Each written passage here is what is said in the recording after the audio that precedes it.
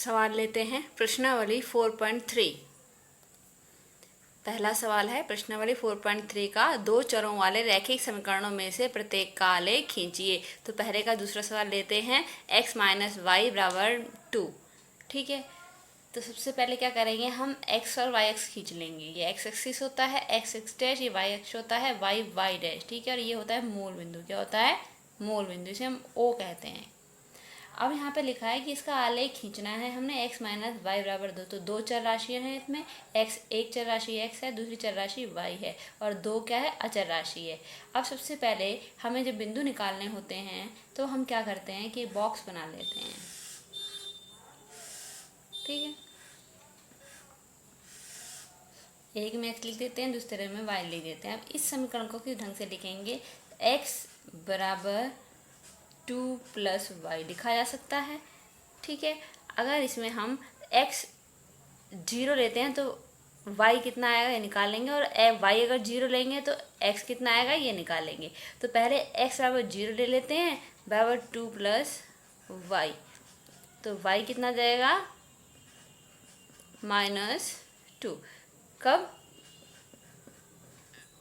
जब x बराबर 0 हो।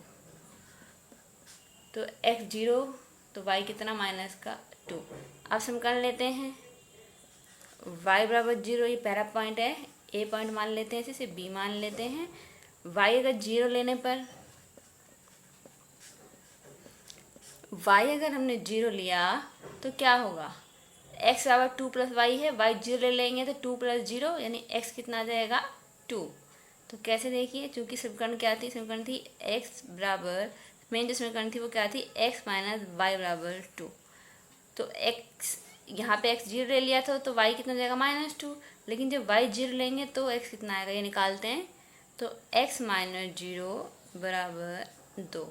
तो x बराबर कितना जाएगा? 2।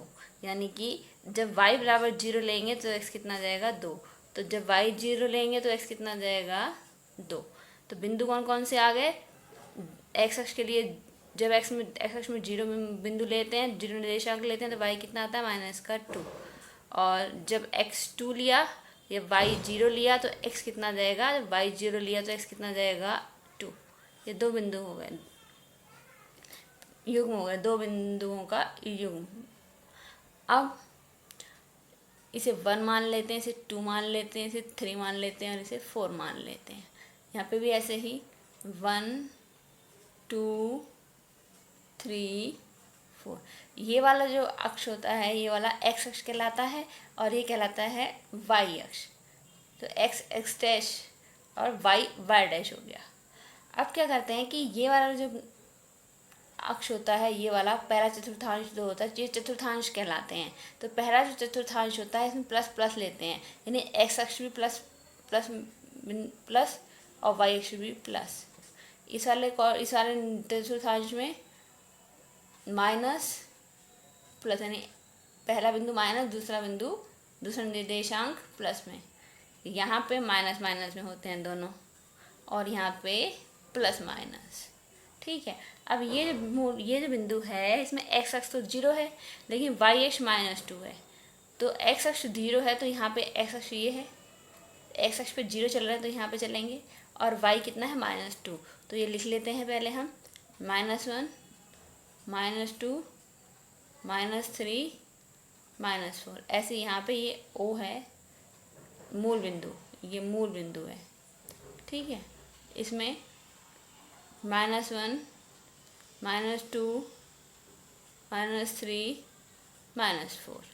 अब हम आलेख खींचेंगे 0 और -2, यानी x अक्ष पे 0 चल रहा है, यानी x अक्ष ये है, और y अक्ष पे -1 यानी y अक्ष पे -2। तो y अक्ष कहाँ है? ये y अक्ष है, y अक्ष पे -2 चलना है, हमें नीचे आना पड़ेगा।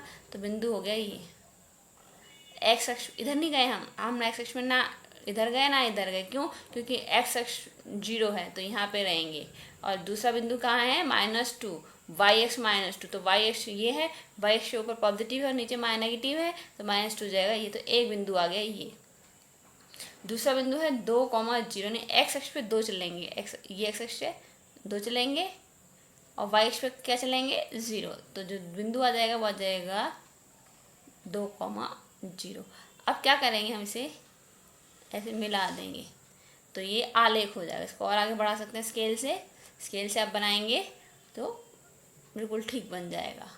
तो ये आलेख हो गया किसका, किस समीकरण का, x - y = 2 का। ठीक है।